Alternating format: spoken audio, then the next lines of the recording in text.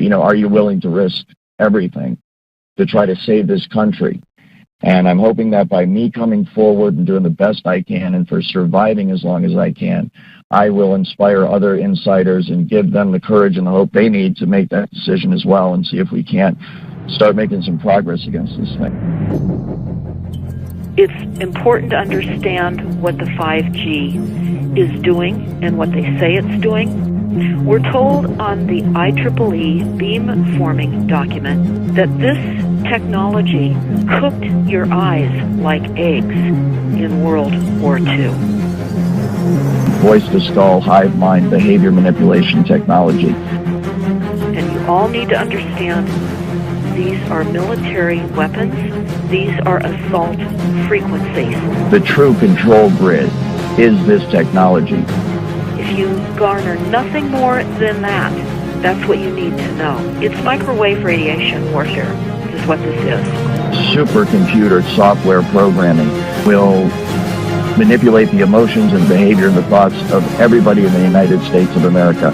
And it can all be done remotely. It's very much like the microchip kind of tracking the New World Order, this entire, control grid that's supposed to be rolled out against the American people someday. And I'm here to tell you that it's already here. You take the blue pill, the story ends. You wake up in your bed and believe whatever you want to. You take the red pill, you stay in Wonderland, and I show you how deep the rabbit hole goes. All I'm offering is the truth, nothing more.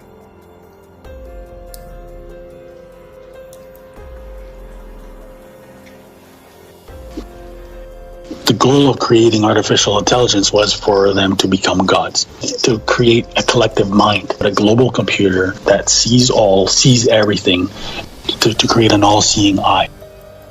In 2007, the Register reported that the Pentagon was developing a parallel to planet Earth with billions of individual nodes to reflect every man, woman, and child on the planet, blurring the lines between reality and artificial reality.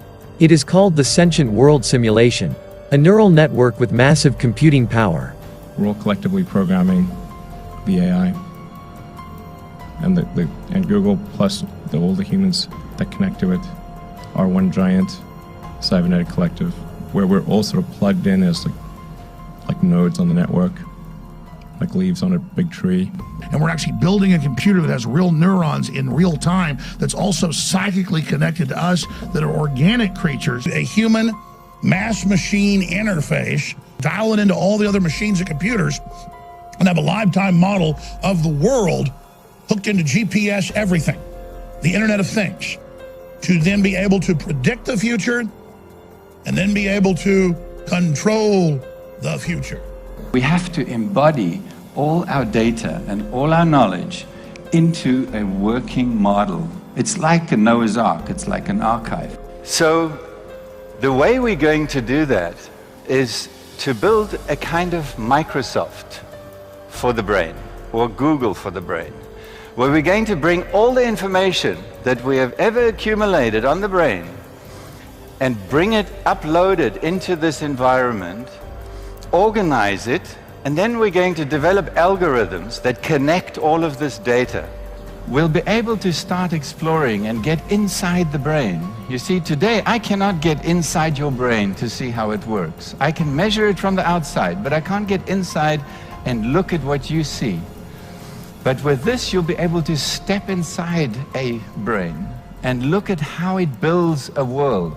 The brain creates, builds a version of the universe and projects this version of the universe like a bubble all around us. We want to be able to use those parallel universes to compute things that then come back and affect us and answer questions in ours. We want to grab those parallel realities from this abstract space in which they live and crunch them down into this chip. And you start thinking about us being the qubits in some massive giant quantum computing simulation. It's almost as if they're either trying to harness or to recreate what is commonly referred to as a collective consciousness. And in conventional computing, in software, these things are often called neural nets. We have a hardware version up in our head. It's called our brain. The chips that we build are architected like neural nets. There are hardware versions of neural nets. They can literally plug you into the internet, which is, just to give you a very simple way of understanding that. And what that scientist there is describing now is the hive mind. Now, if people think this is somehow sci-fi or conspiracy theory, they're absolutely wrong, and they're way behind this, because this is here now. It's been done. It's been done in experiments, and it's been proven to work. And this is the technology. This is the first phase of technology that's going to come after the kind of AI goggles, the kind of Google virtual world stuff. After that is coming this stuff, and this is going to come in a lot sooner than you think. And quite frankly, it terrifies me. Everything connected to the internet will be connected to the mirror world, and anything connected to the mirror world will see and be seen by everything else in this interconnected environment. This was a white paper put out by Purdue University in 2006, and the Sentient World Simulation, SWS, went live in 2007, which represents every person on the planet within this computer matrix as a node, and every node is given an avatar, an identifier. And that is real-time, 24/7 monitoring of every person on the planet. What does it take to actually lock onto a target? Do they have to decode somebody's energy signature? How exactly does that work? Yeah, you're asking great questions, and I got to be careful what I say, but the person's brain print, their particular energy signature, just like a thumbprint or something like that, needs to be collected before the long process of retraining the brain to listen to a computer. The way it works is a device broadcasts a radio frequency, let's say at an individual, and that radio frequency will hook up with the resonant frequency of the individual's mind or body, or in this case, DNA. And they do this by contracting with labs like LabCorp, Quest Diagnostics, etc., who provide lab services for employers who are doing massive amounts of drug tests and blood tests, and also the involvement of sperm banks was mentioned in some of the information I saw working for my company. These are perfect ways to acquire an individual's DNA, build a DNA profile on them, and then this information, the DNA of the individual, is used to determine the resonant frequency of the DNA itself. The resonant frequency is then used to fine-tune the technology, the radio frequency signals, the microwave auditory effect, and all of the other aspects of the technology to tune it perfectly to the resonant frequency of the targeted individual's DNA. This is one of the reasons why many targeted individuals believe that there are nanotechnology, nanobots inside of their body. Smart dust, things of this nature, nanofibers that completely fill the target's body. And based on some of the scientific papers that I've seen written on this, this is possible and it is going on. But it is a lower form of the technology. It is a less advanced form of the technology. The true holy grail in terms of this technology is DNA resonant frequency. It taps right into the DNA, and it does it remotely by resonating with the exact frequency that your DNA resonates. In an internal memo dated December 20, 2019, Pentagon leadership urged military personnel not to take DNA tests, warning that they create security risks and could negatively affect service members' careers. The memo noted that the tests could potentially create unintended security consequences and increase the risk to the joint force and mission. The memo specifically mentioned using the DNA for mass surveillance and for the tracking of individuals without their awareness as a top concern. This memo seems to substantiate whistleblower and former private security industry specialist Brian Coffrin's claims that the resonant frequency of the DNA is used to monitor, track, and control the minds of targeted individuals. What they do is they get your DNA, and then once they've got your DNA sequence, they can then go to a supercomputer and they can biocode directed energy attacks that will only go and bioresonate with your body. So that 3 people can be standing right next to you and nobody's going to feel the harassment except you, because these signals are biocoded to your body's tuning only. And then they can send down V2K, they can send down any symptom they want, because they're in full control of the bioresonance of your bioenergy. And what happens is, once the resonant frequency is found in the targeted individual and the broadcast frequency matches up with that resonant frequency, those 2 frequencies interlock, and they can be thought of as one frequency or one energy. And what happens is, between the broadcast frequency and the individual that's receiving the broadcast frequency, once it's resonating, once they are resonating together, a super highway of frequency along which information can be sent is created. And so you can think of it just like fiber optic cables that you use to send signals over the internet that connect people to the internet. It's the exact same thing, only a wireless application of that. And so once you have connected the targeted individual with the frequency and they resonate together, then you have a perfect avenue upon which to send and receive information back and forth. And that's exactly how they manipulate someone's thoughts. They send voices into someone's head. They manipulate their emotions. They manipulate their behavior. And then that's also how they receive back from the individual in real time the vital signs, the emotions, the thoughts, what the person's seeing, what the person's hearing. And then all that information, of course, is rendered on a computer elsewhere via software, and it can be monitored and tracked in real time. And we believe that this is going to begin to help us understand how we create perceptions. How do we create the world that we live in? We do not see with our eyes or hear with our ears, we see with our brain. You are not seeing me. You're imagining me, actually, standing up here. Your brain is an imaginarium, and it is building this perception. And this way, we'll be able to begin to understand it.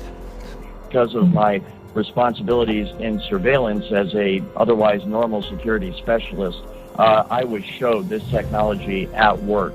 And it was through the perspective, of course, of the camera, and what I was told that it was obvious it was being used through the eyes of the targets. So I have seen it, and it is absolutely remarkable. It's just like a first-person, video game or something where you see right through the eyes of the individual. When we look through our eyes, there are photons hitting the outside of our face. They don't actually make it into the part that thinks.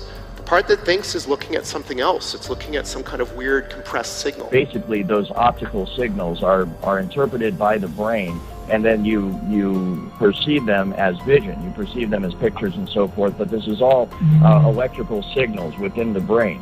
And so the exact same thing, the data is taken in through the eyes, and then your brain renders it in a visual form that we know as sight. The exact same thing happens with the computer. The data is sent to the computer, and then it is rendered in the form of a picture that people can look at. Images, like natural images, like what I'm looking at, have so much structure that they can be shrunk and compressed into a very tiny, what AI people call representation. So what our brains seem to do is build a very, very good compressed representation of the world. Call it a model. So just like if I have a building and there's like a blueprint or a scale model of the building, imagine I have the whole world and all of its concepts, and I shrink it down into this weird compressed representation so that it fits inside my brain. The exact same thing happens with the computer. The data is sent to the computer, and then it is rendered.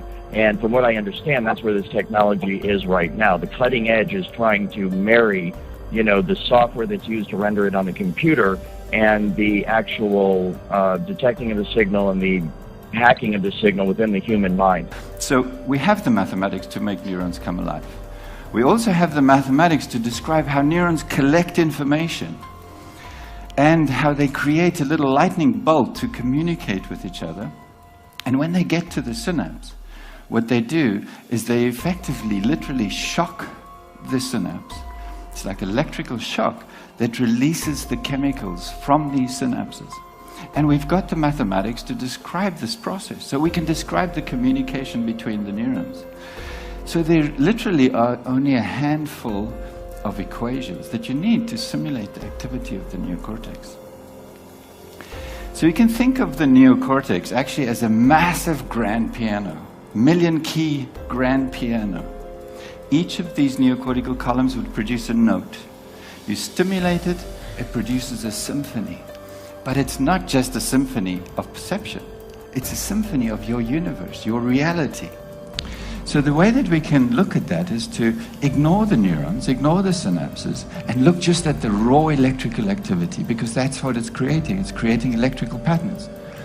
So when we did this, we indeed, for the first time, saw these ghostly-like structures, electrical objects appearing within the neocortical column. And it's these electrical objects that are holding all the information about whatever stimulated it. And then when we zoomed into this, it's like a veritable universe. So the next step is just to take these brain coordinates and to project them into perceptual space.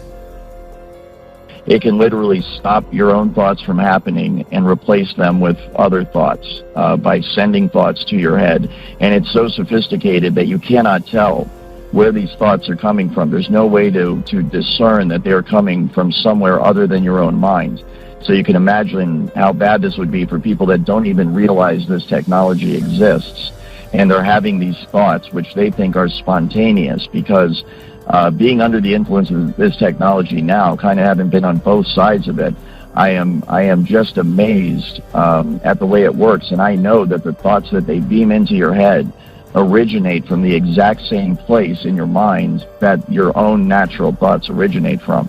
So if I didn't know I was under the influence of this technology, then I would have no idea that anyone was influencing my thoughts at all. And that's exactly what it can be used for. It can be used to sway people in terms of their opinion, to make them go along with a certain agenda. It can be used to turn groups of people or individuals against each other for whatever purpose. The entire point of this social engineering program that has been researched and developed for decades now, the full intent within the program, everything that's planned going forward, the day-to-day attitude of all the people, is that this program is going to be rolled out nationwide, and it will become the norm. Every man, woman, and child in America will be under the influence of this technology. And as you can see going forward, what's going to happen is a dividing line is going to be drawn in America. And it's not going to be Democrat or Republican or black and white, rich, poor, Jew, Gentile, religious differences, whatever it is. It's going to be based on who is on the right and the wrong side of this technology, who is on the right and the wrong side of this program. And so if you are not a part of this program, then there is a very real risk that you are going to become a full-blown 24/7 targeted individual.